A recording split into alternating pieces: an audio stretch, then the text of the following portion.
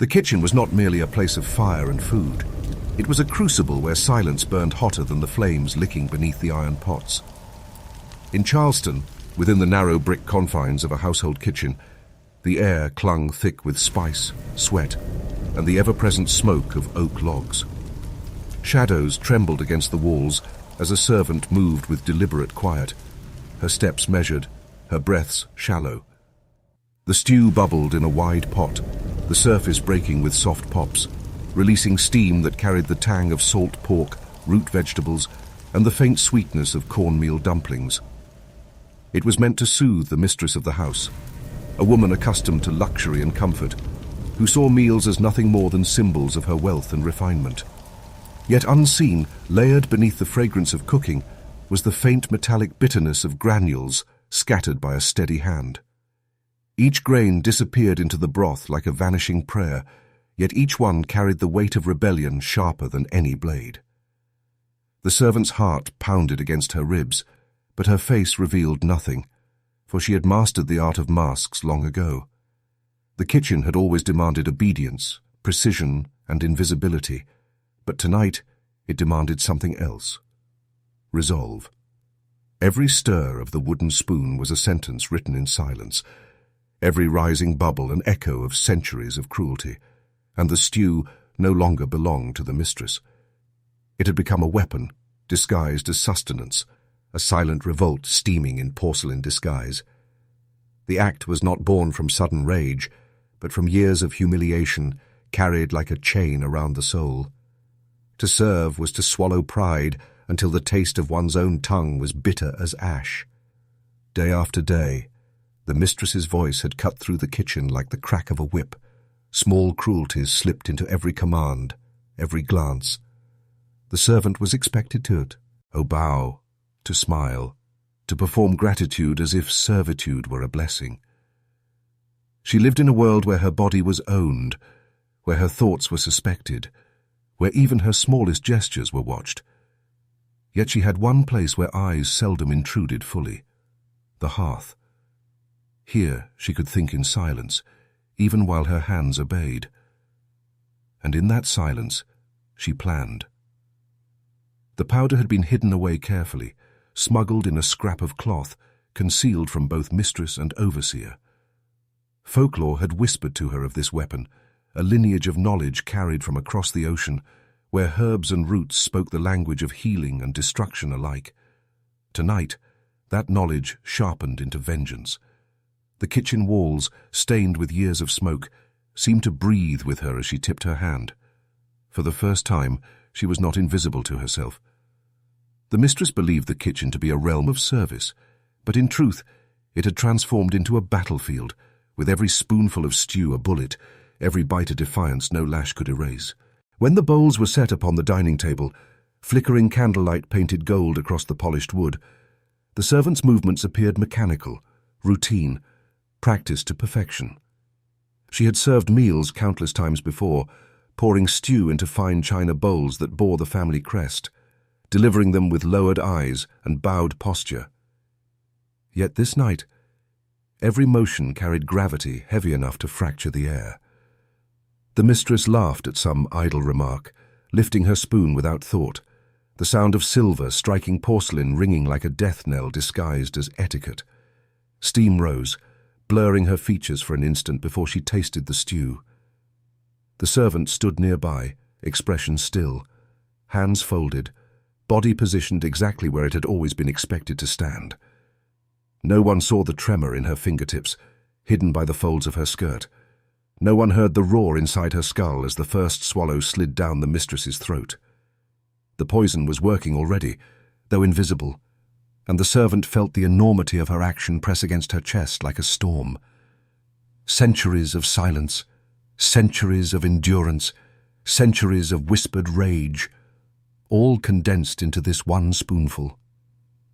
The room carried on with its polite chatter, unaware that the balance of power had shifted with a taste, a swallow, a secret that moved from pot to mouth. The kitchen fire still smouldered behind her, but the true fire was now inside the mistress's body, a rebellion hidden in plain sight. What began as another evening meal had become a reckoning, one that could not be undone.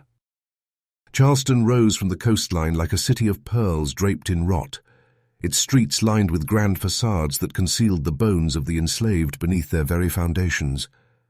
Cobblestones echoed with the sound of carriage wheels, powdered wigs tilted beneath the glare of the southern sun, and every corner exhaled the arrogance of wealth built on human suffering.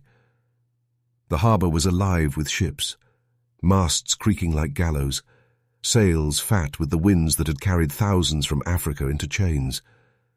Merchants strolled with heavy purses, women glided in gowns of imported silk, and the entire performance of refinement was sustained by bodies forced to labour without end.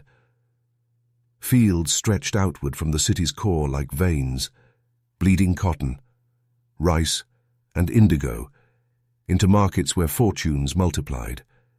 Yet behind every polished banister and flickering candle chandelier was a silence heavy enough to choke. The silence of the enslaved, beaten into submission, forbidden from reading, writing, even speaking their own tongue.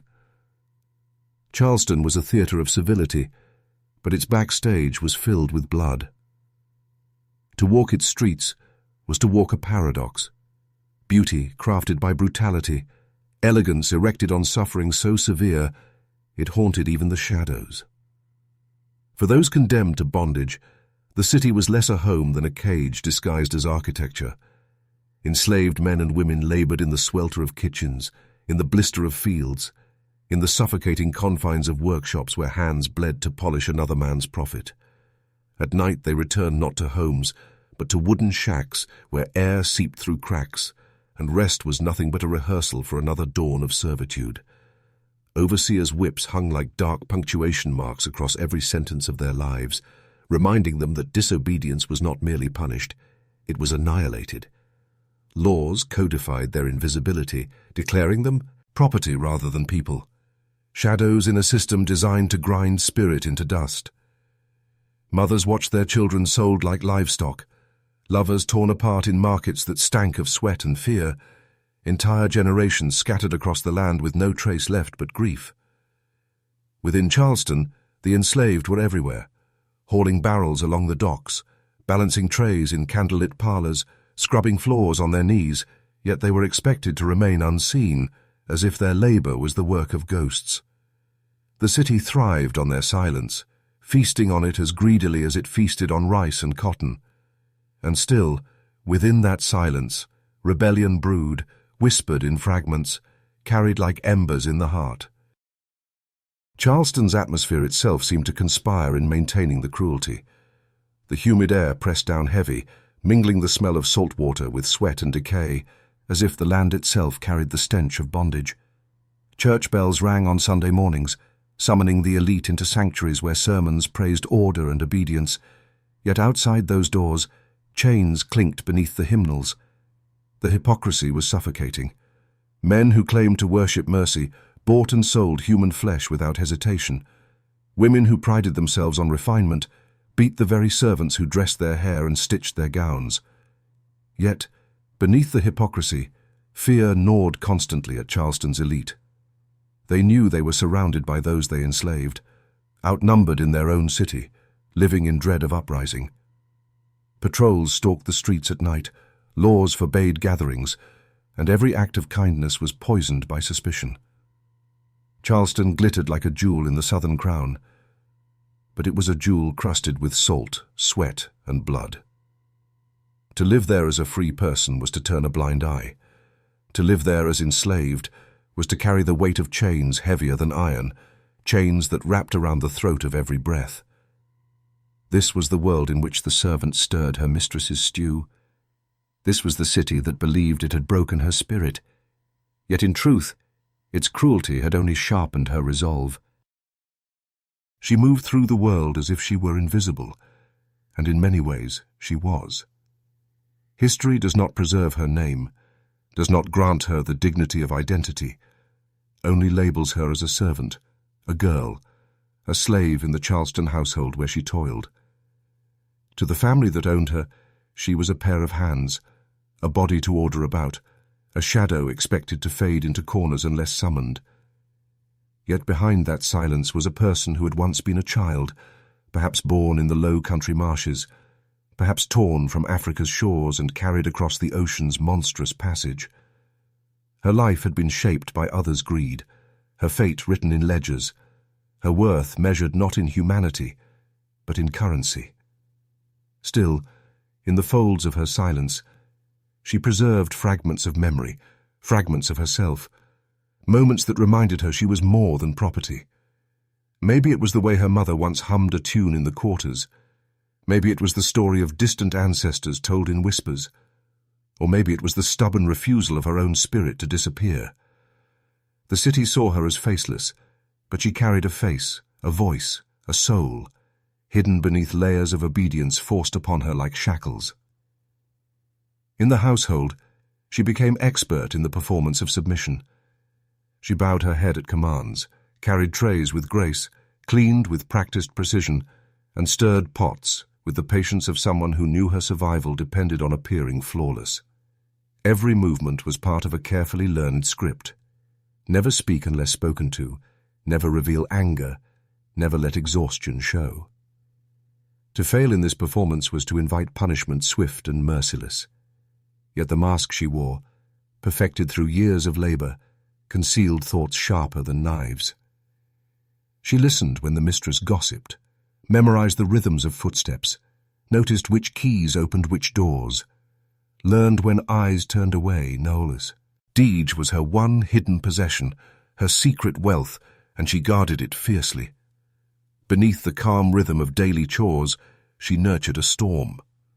The mistress believed her compliant, pliant, even grateful, but that belief was the mistress's greatest blindness. She did not see the woman within the shadow, the one who noticed every cruelty and stored it away like kindling. She did not see how endurance over years hardened into quiet rage.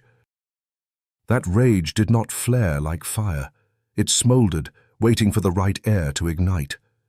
The servant had seen what happened to those who resisted openly. She had watched men whipped until their skin split, women dragged into punishment that left their bodies broken, families torn apart with no chance of return. She understood the cost of defiance, knew that one false step could mean a noose, the stake, or worse. Yet she also knew that to live forever in silence was to die slowly, a little each day.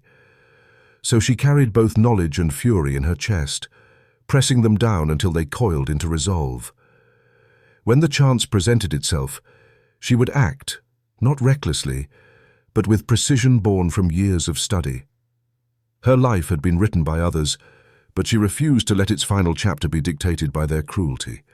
She was more than their shadow, more than their servant, more than a line in a court record that history would later mangle. She was a woman, unseen but not erased, a figure who would one night take hold of her fate with a hand steady enough to season stew with rebellion. And though history denied her name, her silence was never empty. It was the silence of a storm gathering its strength, preparing to strike. The kitchen was both cage and sanctuary, a place where the smell of spices could almost mask the smell of ash, where the hiss of boiling water drowned out footsteps of the mistress, where silence seemed thick enough to shelter secrets. The servant spent her hours here, chopping, grinding, stirring, tasting, repeating the cycle until time itself blurred into smoke and heat.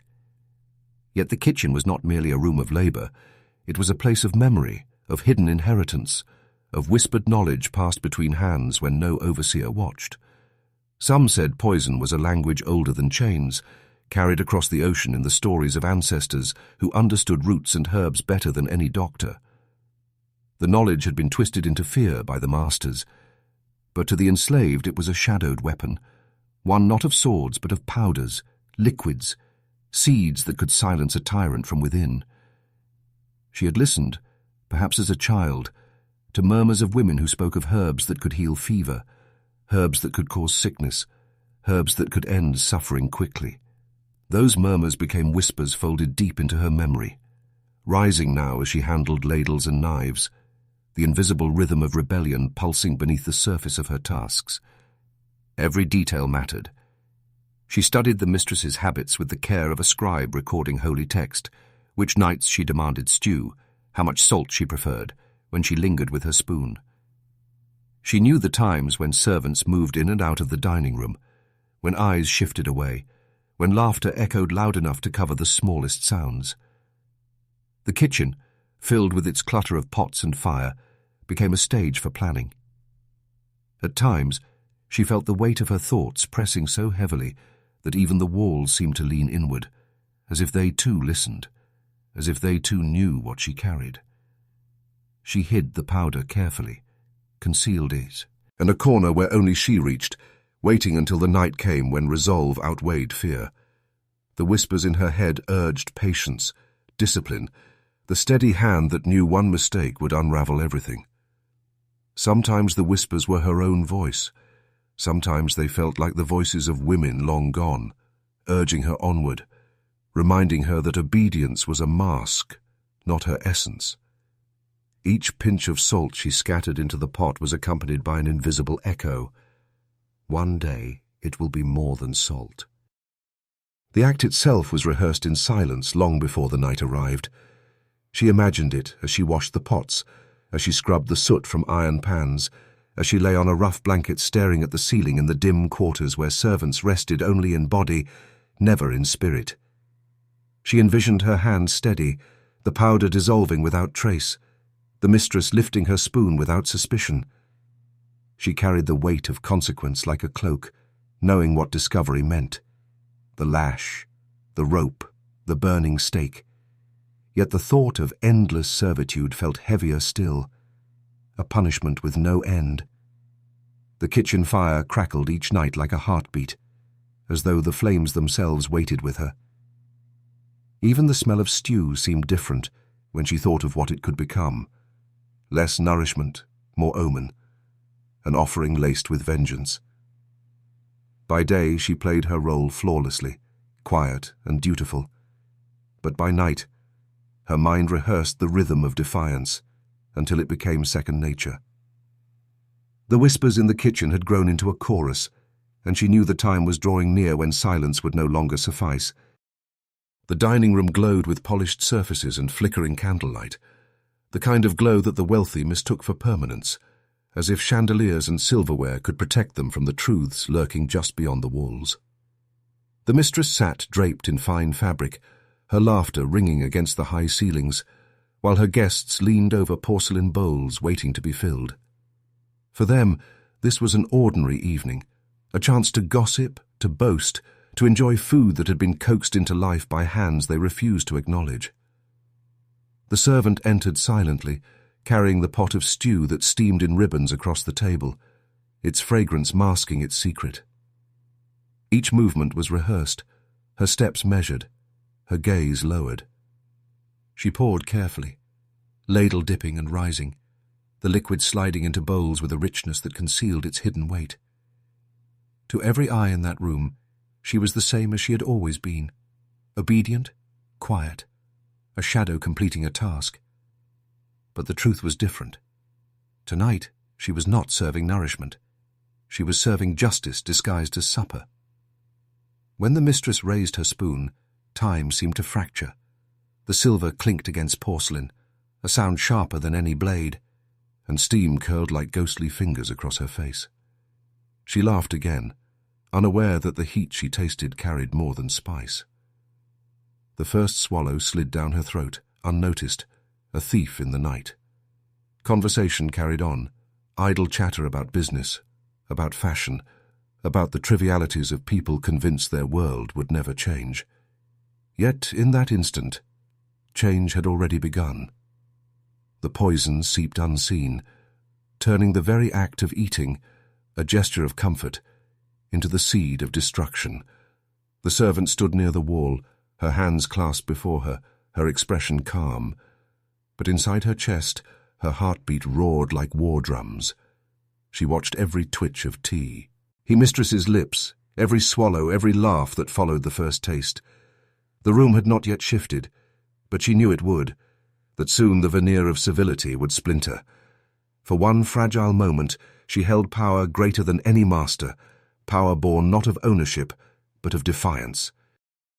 The change came slowly, then all at once. The mistress's laughter broke mid-sentence, twisted into a cough that rattled in her chest. Her hand gripped the edge of the table, knuckles pale, as the spoon slipped and clattered against china. Guests leaned forward, confused at first, then alarmed, their voices rising in sharp tones that cracked the polite air. The mistress's body betrayed her. Eyes wide, throat seizing, a tremor running down her arms. The poison revealed itself in convulsions, in gasps that stripped the room of its elegance. The dining hall that had moments ago been a stage for wealth and pride became a scene of chaos. The servant watched as screams echoed, as chairs scraped back, as panic spread. She did not move, not at first, for this was the moment she had envisioned through endless nights of silence.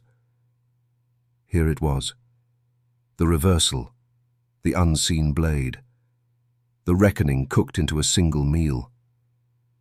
The mistress's world crumbled with every spasm, every gasp for breath. And though the aftermath was yet to come, the act itself was complete. The stew had turned black, not in color, but in truth, a dish of vengeance that shattered the illusion of control. The servant stood still, her shadow stretching across the wall, knowing there was no return from this moment, but also knowing she had finally spoken without words, finally broken the silence that had bound her for so long. Charleston did not respond with grief alone. It responded with terror sharpened into fury. Whispers spread through the streets like sparks on dry straw. A servant had poisoned her mistress. A shadow in the kitchen had turned against the very household she was meant to serve. The tale reached markets, churches, and parlours, and with every telling, fear grew heavier. White Charlestonians had long lived with the knowledge that they were outnumbered, surrounded by enslaved men and women whose silence was forced rather than chosen. This act confirmed their darkest dread, that obedience was a mask, that loyalty could not be bought, that rebellion might be simmering in every kitchen. Panic swept across the city. Patrols thickened in the streets. Doors were locked with trembling hands, and masters eyed their servants as if each one carried powder in their pocket. But fear alone was not enough. Charleston demanded spectacle. Justice, they declared, must be seen, not whispered. And so the servant was seized, dragged from shadow into the brutal light of punishment. The trial was less a search for truth than a theatre of power. She was brought into the chamber as property accused, not a woman with voice or defence. Questions thundered against her like blows. Did she confess? Did she act alone? Was there a wider conspiracy? The court did not seek her word so much as it sought reassurance that order still reigned, that the illusion of control could be stitched back together. Torture hovered like a shadow at the edge of every question, the threat of pain forcing confessions shaped more by survival than honesty. Witnesses whispered, neighbours speculated, newspapers fanned the flames with lurid accounts, each line written to remind Charleston's elite that their grip must tighten, not loosen. The servant's fate was sealed long before verdict was spoken. She was guilty not simply of poison, soning, but of defiance itself, of daring to resist the world that had branded her less than human. The sentence, when declared, echoed like a drumbeat. Death, swift and merciless, carried out in public view so that others might tremble. The execution was crafted as ritual, punishment turned into warning, cruelty disguised as law. Crowds gathered under the heavy southern sky, drawn by both fear and curiosity, their voices a murmur rising to a roar as the servant was led forward. Her body bore the marks of confinement, yet her face, though weary, carried a silence deeper than any chain. To the crowd she was an object lesson, a symbol of rebellion crushed, a body to be broken so that the order of Charleston might remain intact. The method was brutal.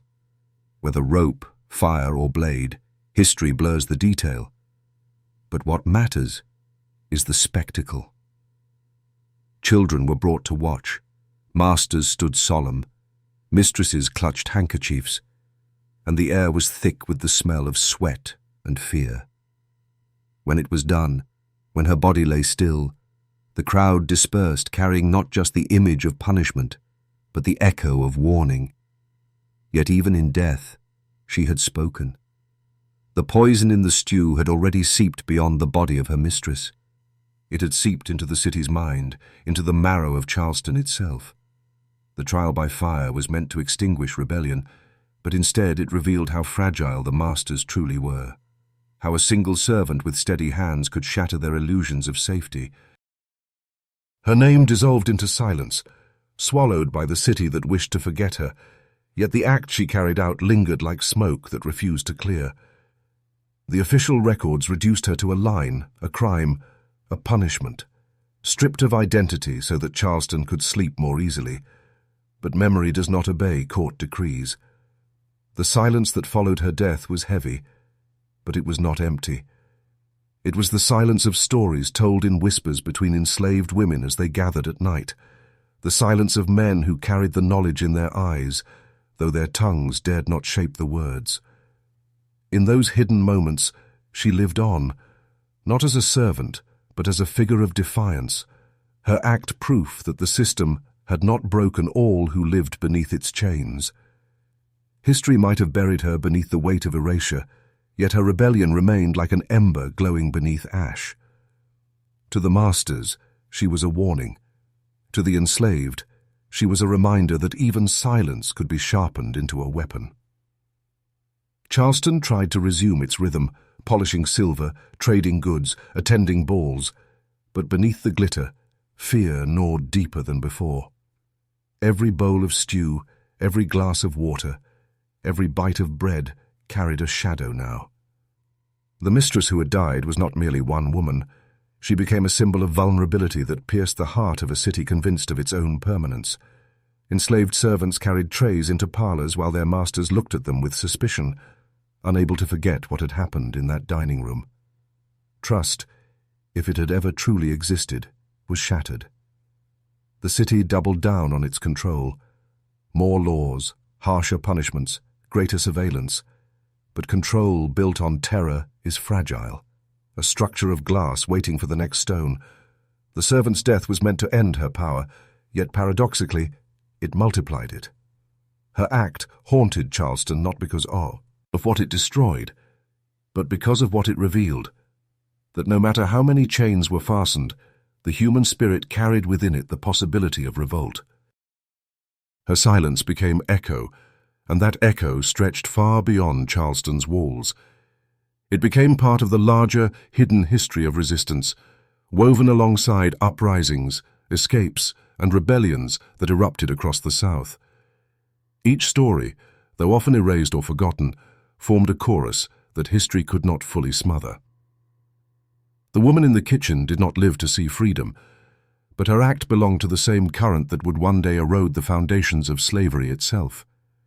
She reminded the world that rebellion does not always roar with drums and fire. It can also whisper through a ladle, dissolve into a broth, slip past lips in a single spoonful. That truth unsettles because it cannot be chained. It lingers long after bodies are broken. Though her voice was silenced, her defiance echoes through time, a reminder that cruelty cannot erase resistance, and that every system of oppression carries within it the seeds of its undoing.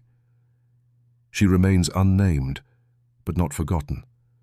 Her shadow walks beside history, whispering still. We carry her story because history tried to bury it. The city that condemned her wished her memory erased. Reduced to nothing more than an example of disobedience punished, a shadow folded back into silence.